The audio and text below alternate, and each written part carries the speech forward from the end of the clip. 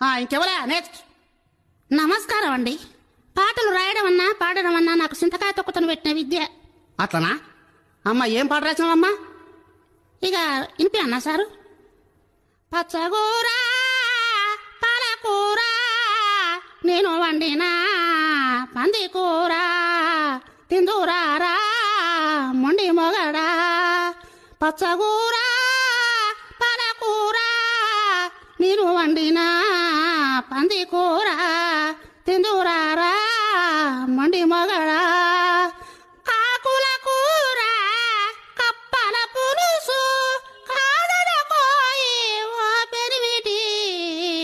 పచ్చగూర పాలకూర నేను వండిన పంది కూర తిందురారా నొండి మొగడా.